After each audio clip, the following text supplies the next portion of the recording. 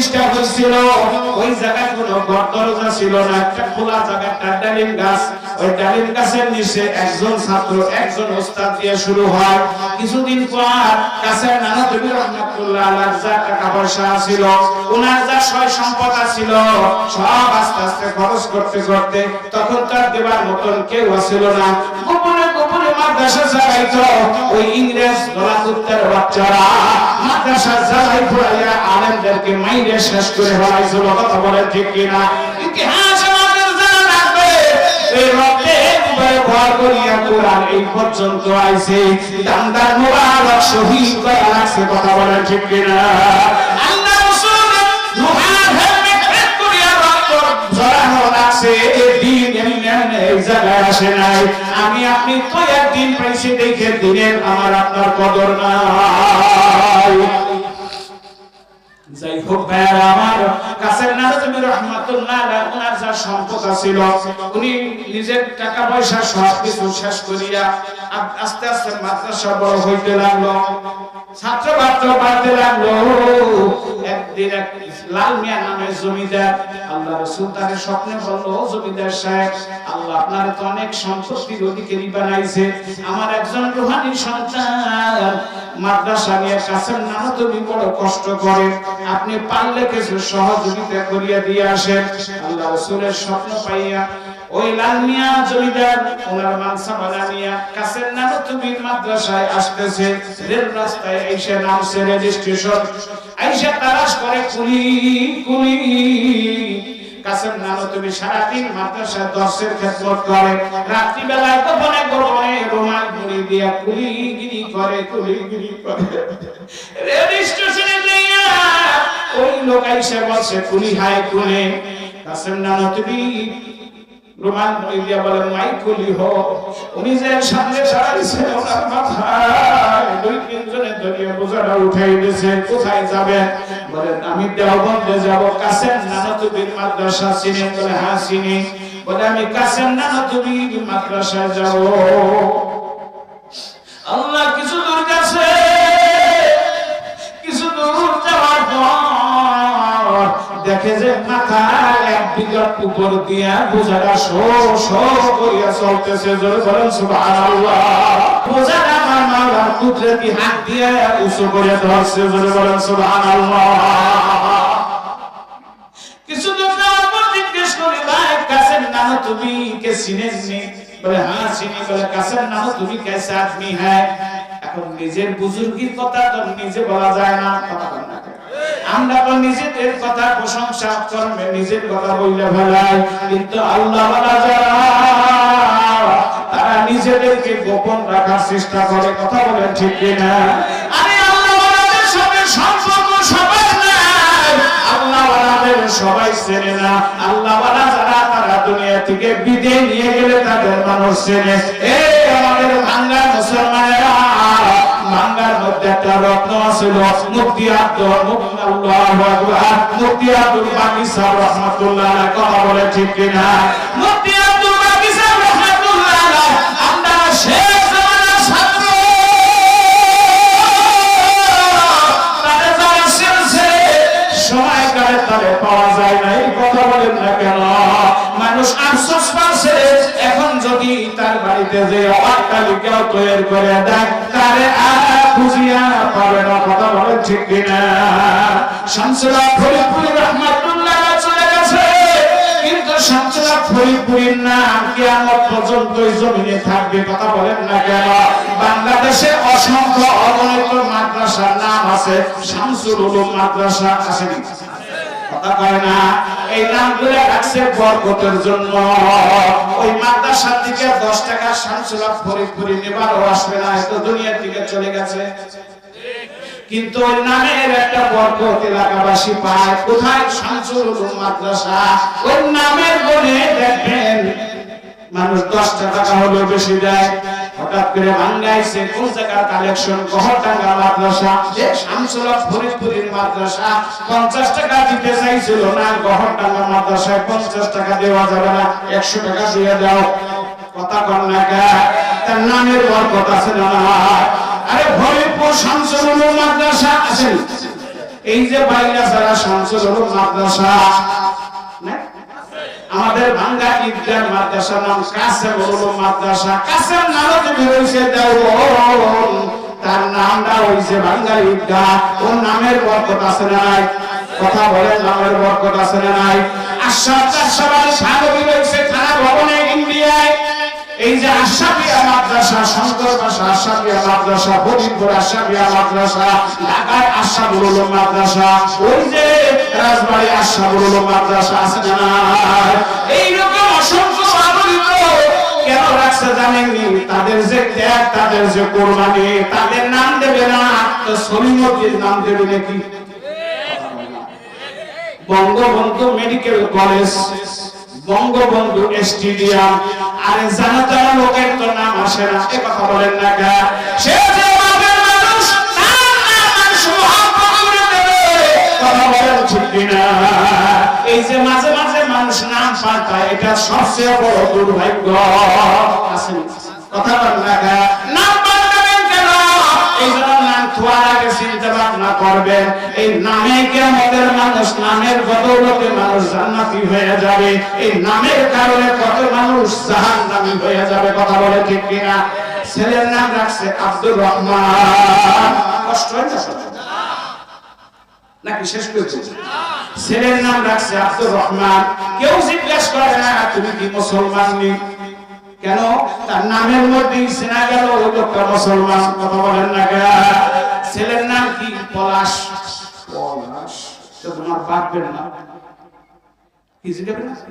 কারণ পলাশ তো এখন বুঝে নাই হিন্দু না মুসলমান। তোমার বাবার নাম কি? তোমার বাবার নাম আশিক। আশিক। তোমার দাদার নাম কি? আমার দাদার নাম আকাশ। কি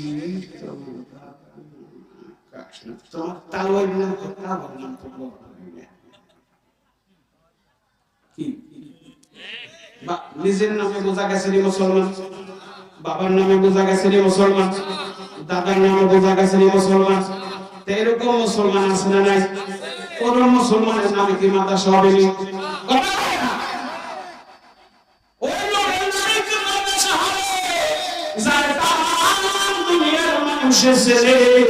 কথা বলেন না কেন? ওই নামে ওই লোকের নামেই তো মেডিকেল হবে। যারা তামাম দুনিয়ার মানুষের ছেলে, শেখ মুজিবুর রহমান সাহেবকে তামাম দুনিয়ার মানুষের ছেলে। তো কথা বলে ঠিক কিনা? এই জন্য শেখ মুজিব মেডিকেল কলেজ হাসপাতাল নাম দেয় শেখ মুজিব মেডিকেল হাসপাতাল। শেখ মুজিব স্টেডিয়াম দেয় না। আরে ফজলুল করিমের নাম তো সাধারণ কোন ব্যক্তির নাম নয়। উনি যখন পাকিস্তান গেল কষ্ট হয়নি?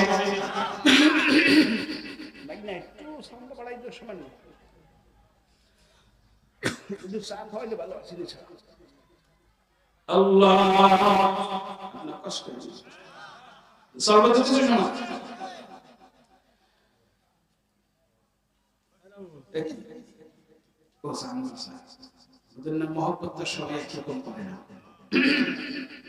আল্লাহ, এই কি শীত পড়ে গেছে? ফ্যান আনে নাই। এই ছাত্র আসেনি, হাত পাখা দিয়ে একটু নিজে বসে ফ্যান আপন বেশি বউরে যখন একটু বাতাস দুই বাতাস দিয়ে এত ঘুমাইব।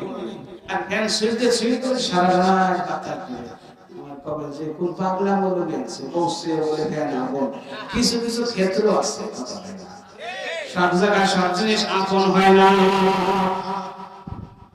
তো বন্ধু যে কথা বলতেছি না, নামের একটা গুণ আছে। পাকিস্তানে গেছে সর্বনাশ হুজুর ফজলুল করিম রাহমাতুল্লাহ আলাইহি। উনি যাওয়ার পর যখন করাচিতে গেছে, হাকিম আফতাব সাহেব রাহমাতুল্লাহ আলাইহি তখন জীবিত। ওনার কাছে বলছে বাংলাদেশ থেকে একজন পীর আইছে, বহুত আলেম ওলামা আইছে সাথে। উনি বলছে বাংলাদেশে তো পীরের অভাব নাই। পীরের নাম কি? বলে সরমনার পীর। হাকিম আফতাব সাহেব রাহমাতুল্লাহ আলাইহি বলে সরমনার পীর नहीं लेकिन सारे आलम का पीर है। তুমি তারে সরমনার পীর কও কে? সে তো সারে আলমের পীর। জোরে বলেন সুবহানাল্লাহ। সে তো সারে আলমের পীর। যে পাগল যায়, যে চেনে তারে মানে। কথা বলেন না কে? যে চেনে সে কেনে, সে মানে, যে বোঝে সে খোঁজে, কথা বল না কা, যে বোঝে সে খোঁজে, যে চেনে সে কেনে, যে জানে সে মানে। কথাগুলো মনে রাখবেন, উপকার হবে, ক্ষতি হবে না।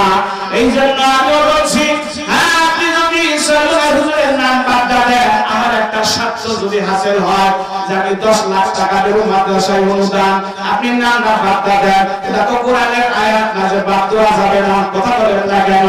সরকার হুজুর এসে বলবেও না আমার নামটা বাদ দেন না কেন? হয়তো তার মুহাদ্দিসের দোয়া না পাইতাম, সেই দোয়া হয়তো পাবো না, কারণ তার অধীনে বাংলাদেশে 21,000-এর মতন মাদ্রাসা চলে। কথা বলে ঠিক কিনা? শুধু খালি বাংলাদেশ না, তামাম পৃথিবীতে আর একজন ব্যক্তি দেখাইতে পারবেন না।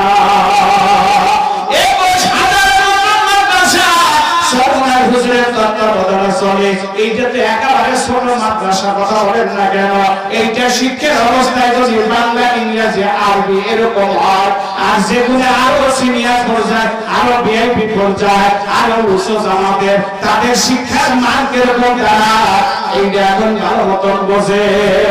হয়তো বিরোধিতা করলে করতে পারে, আর পক্ষে থাকলেও থাকতে পারে। তবে আমি একটা কথা খোলাসা বলি, এই মাদ্রাসায় আওয়ামী লীগের লোক তারাও দান করবে, কারণ এটা ইসলামের মাদ্রাসা। আওয়ামী লীগের লোক মুসলমান। কথা বলেন না কেন? এটা বিএনপি লোকের দান করবে, কারণ এটা কোরআনের মাদ্রাসা। বিএনপি লোক মুসলমান। এটা আত্মশীল মুরিদ যারা, তারাও দান করবে, এটা কোরআনের মাদ্রাসা। আত্মশীল মুরিদ যারা, তারাও মুসলমান। এটা সরকারের মুরিদ যারা, তারাও দান করবে, কারণ এটা কোরআনের মাদ্রাসা।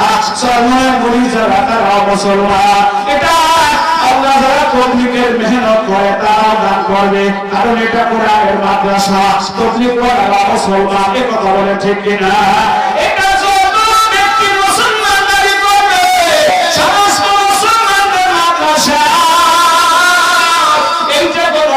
মাদ্রাসা না, কোন দলীয় মাদ্রাসা না। কথা বলে ঠিক কিনা? এটা কোরআনের মাদ্রাসা। ওর কাছে না তুমি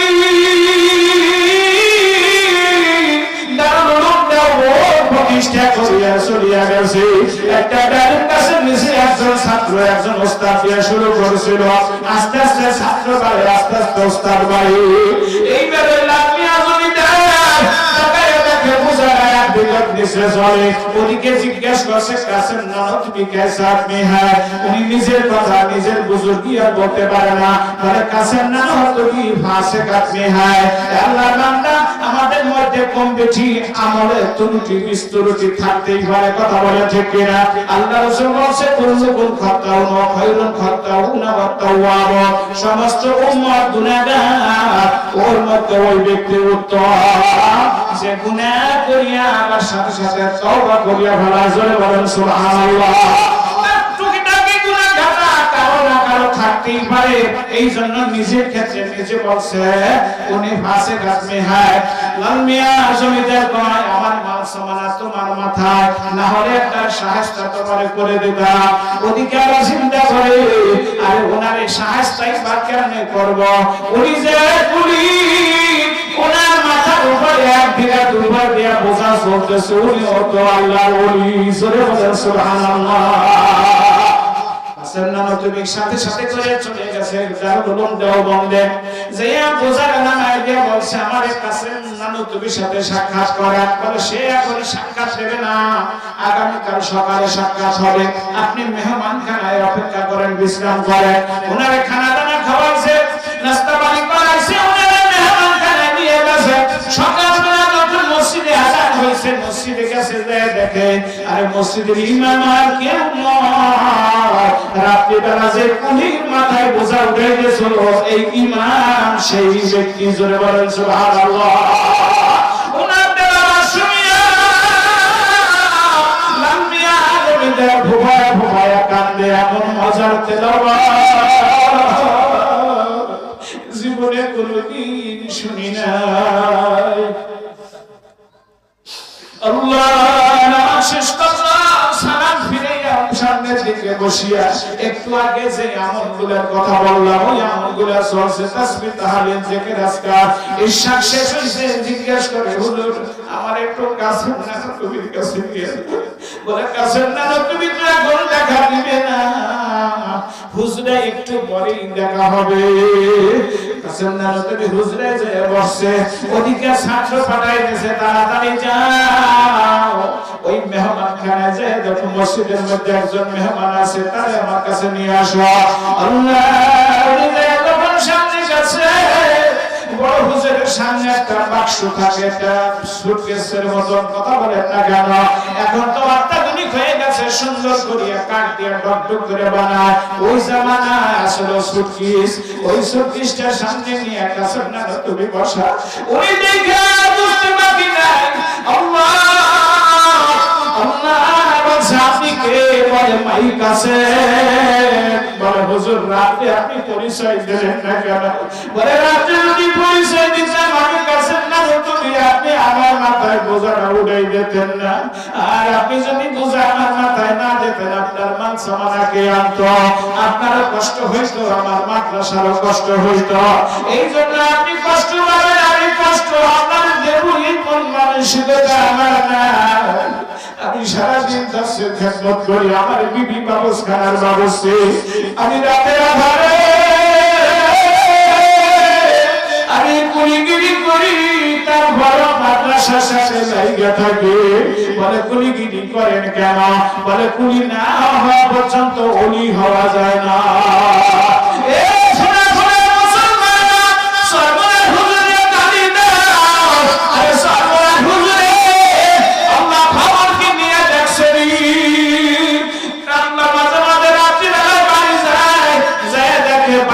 চকচক করে পরিষ্কার, চকচক পরিষ্কার, ব্যাপারটি বাথরুম হয় কিনা। হঠাৎ করে একদিন শোনা যায় হুজুর গভীর রাত উঠছে, আজকে দেখবো বাথরুম হয় কিনা। যায় দেখে ফজলুল করিম রাহমাতুল্লাহ আলাইহি আর বাথরুম পরিষ্কার করতেছে। সারা বাংলাদেশে মানুষের ঘরে ঘরে যায় না বলে মার দাওয়াত দেয়। আল্লাহ এত বড় বড় বড় বড় রহমত, বড় নাহের মানুষ যাইয়া বাথরুম পরিষ্কার করে। আল্লাহ শোনাছে হুজুর যাইয়া পাও জড়াই যাচ্ছে, হুজুর বলছে খবরদার কারো কাছে বলবেন না, আপনি যেহেতু দেখে ফেলাইছেন, বলে আজকে থেকে আমি আপনি ভাগে দুইজনে করব। বলে হ্যাঁ ঠিক আছে। আল্লাহ শোনাকার হুজুর ওই দিনকে থেকে দুইজনে ভাগে। শোনাকার হুজুরকে সে ফজলুল করিম রাহমাতুল্লাহ আলাইহি খলিফা, জোরে বলেন আলহামদুলিল্লাহ। আল্লাহ যখন মদিনা গেছে, মদিনায় যাইয়া মদিনা বলা করুণা মৌলাইয়া যাইয়া আসসালাতু ওয়াসসালামু আলাইকা ইয়া রাসূলুল্লাহ, আসসালাতু ওয়াসসালামু আলাইকা ইয়া হাবিবাল্লাহ। উনি নিজের কানে সালামের জবাব দিয়েছে,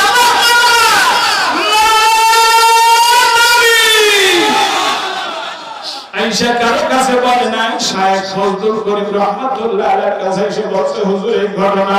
বলে জীবনে কারো কাছে বলিয়েন না। ওই রাতের আধারে বাথরুম পরিষ্কার করছে, এইটাই তার পুরস্কার। জোরে বলেন সুবহানাল্লাহ। এই শোনা করার মুসলমানেরা, আমি তো সিদ্ধান্ত নিয়ে দিছি, আমি যদি এরকম একজন পাঠি পাই যে 10 লাখ টাকা দেবে, 10 লাখ টাকা অনুদান দেবেন, নামটা কাইটে দেব, ফজলুল উলুম রাখার দরকার নাই। আপনারা কি করেন? কথা কয় না। আপনারা আমার সাথে কি একমত? কথা মনে হয় বুঝেই গেছে। এই ফজলুল উলুম নামটা বলে কারো সহ্য হয় নাই, এই জন্য কথাটা কইলাম। এই নামটা যদি কেউ পাল্টাতে চায়, সে যদি বড় ধনকুপের মালিক হয়, যে আমি 10 লাখ টাকা দেবো, এই নাম পাল্টাই ফেলাও, তাহলে আমি তাহলে ওয়েলকাম দিলাম, আমার কিছু হলেও তো স্বার্থ হবে। কথা বলেন না কেন? কিন্তু যদি স্বার্থ না থাকে, এই নাম পাল্টাবা সাহস কেউ দেখাইয়েন না। কথা বলেন না কেন? এই নামের বরকতে হয়তো এমন বরকত হয়েছে, ভাঙ্গা থানায় তো মাদ্রাসা কম নাই, বড় ছোট অনেক মাদ্রাসা আছে, কিন্তু ছাত্ররা এরকম সুন্দর করে তেলাওয়াত, এমন সুন্দর করে ইংরেজি, এমন সুন্দর করে আরবি সব মাদ্রাসায় হয় না। কথা বলে ঠিক কিনা? সারা বাংলাদেশের মধ্যে কোরআন সহিহ করে পড়ার জন্য প্রথম যে মাদ্রাসা হয়েছিল সেটা হলো উজাইর কারি ইব্রাহিম রাহমাতুল্লাহ আলাইহির মাধ্যমে।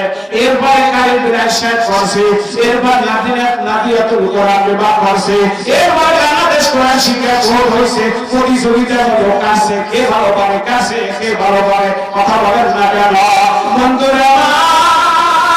আল্লাহ সারা বাংলাদেশের মধ্যে সরকার হুজুরদেরকে আদর করে ভোট করছে। এই ভোটের মাধ্যমে যেইভাবে শিক্ষা সুন্দর হইতেছে আলহামদুলিল্লাহ ফেলাইয়া দেবার মতন নয়। এই জন্য বন্ধু মাদ্রাসার পক্ষে থাকবেন কে?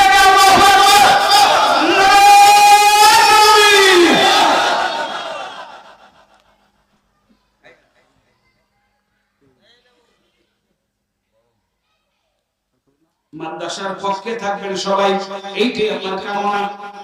কারণ এমনি দলাদলি করবেন, নিজের ভাই জমি জমা নিয়ে এমনি ঝগড়া জঞ্জাল করবে, নিজের ব্যবসা বাণিজ্য নিয়ে খবরদার। মসজিদ নিয়ে, মাদ্রাসা নিয়ে, কোরআন নিয়ে, আল্লাহ নিয়ে, নবী নিয়ে কোনো ঝগড়া করবেন না। সরমনাই নিয়ে, তবলিগ নিয়ে, আত্মীয় নিয়ে কোনো ঝগড়া করবেন না। যার যে জায়গা যাইয়া অন্তর জোড়ায় সে সেই জায়গায় চলে যাবে, কথা বলেন না।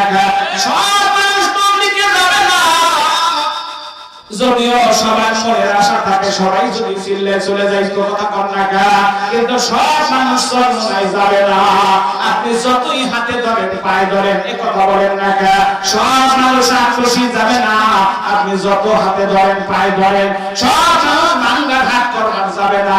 কেউ যাবে পেরেশ্বরের হাতে, সব মানুষ ভাঙ্গার হাটে যাবে না, কেউ যাবে নগরকান্দার হাটে, সব মানুষ যাবে না ভাঙ্গার হাট করবার, কেউ যাবে ট্যাকের হাটে। যার যেখানে যাইয়া তার নিজের সদাই পায়, কথা বলেন ঠিক কিনা? আমি দরাদরি বুঝি না, আমি হিংসা হাসার বুঝি না, আমি সবাই কোরআনের পক্ষে থাকবো এইটাই আমি বুঝি। আমি কারো বিপক্ষে বললে তার মনে কষ্ট দিয়া আমি তো তারে কিছুই করতে পারবো না। তার মন ভাঙ্গার কি দরকার আছে, কথা বল না কা? আল্লাহ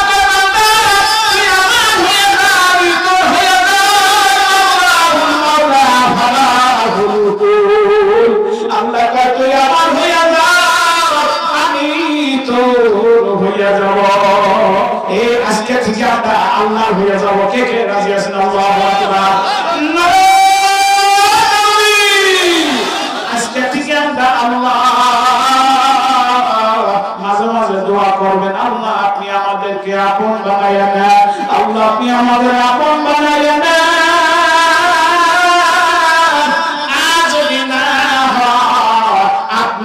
আমাদের আপন হইয়া যান, সুবহানাল্লাহ।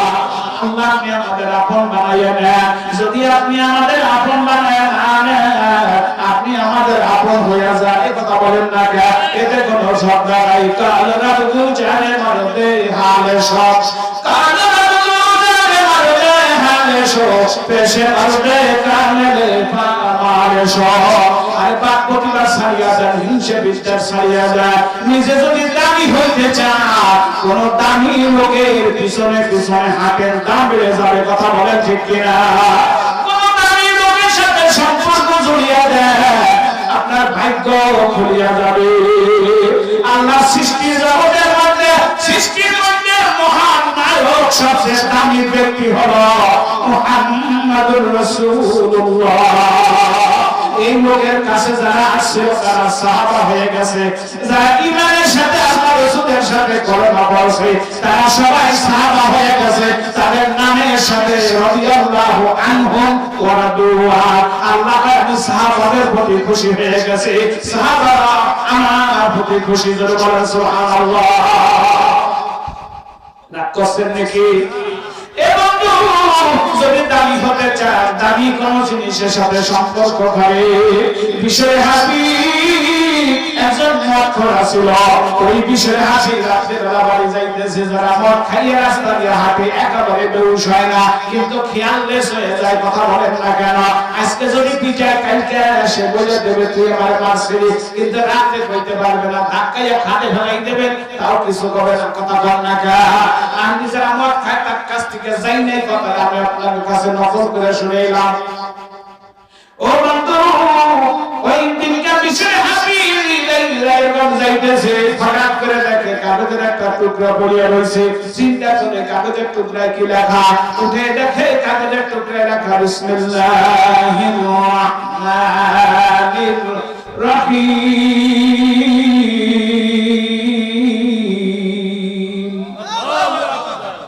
উনি দেখে খুব সুন্দর করে যত্ন করে এটাকে নিয়ে গেছে বাড়ি, নিয়ে আলমারিতে রেখে দিয়েছে। বিশ্বত রাতে ঘুমাইছে, ওদিকে আল্লাহর কোরআন আল্লাহর কাছে দরখাস্ত পেশ করছে, আল্লাহ বিশ্বরে হাফেজ যতই খারাপ মানুষ হোক না কেন, ও আপনার এই কোরআনকে ইজ্জত করছে, আল্লাহ ওর ইজ্জত আপনি বাড়াই দেন। জোরে বলেন সুবহানাল্লাহ।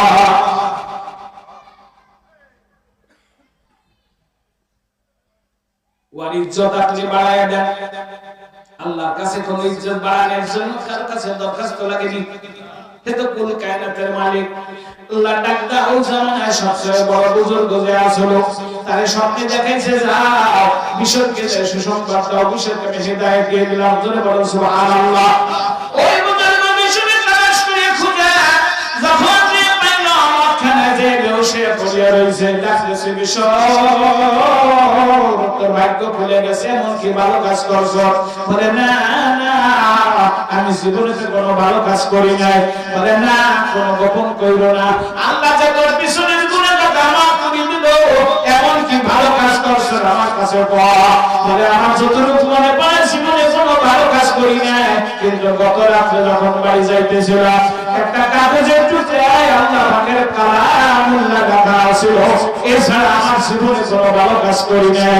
বলে তোর ভাগ্য বড় ভালো, আল্লাহর কোরআনকে ইজ্জত করার কারণে, সম্মান করার কারণে আল্লাহ পাক তোর ইজ্জত এবং সম্মান বাড়াই দিয়েছে।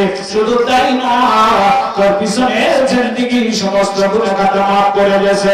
আল্লাহ বান্দা তুই যদি তওবা করিয়া ফেলাস, আল্লাহ তোরে জামানার বড় কবি বানায় দেবে। বলে আর দেরি করিয়েন না, এতটুকু ক্ষুদ্র কাজের কারণে আল্লাহ যদি আমার উপরে এত দয়া এত রহমত করতে পারে, আমি আপনার হাত ধরে তওবা করলাম আর আপনি আমার সাথে করে নিয়ে যান।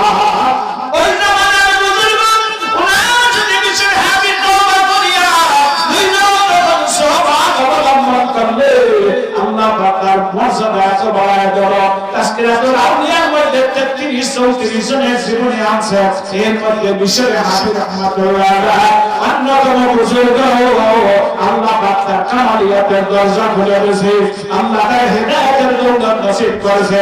আল্লাহ পাক ওই জামানার সবচেয়ে বড় ওলি আল্লাহর সাথে সম্পর্ক করিয়া আল্লাহ পাক তাকে বড় ওলি আল্লাহ বানায় দিয়েছে। জোরে বলেন সুবহানাল্লাহ।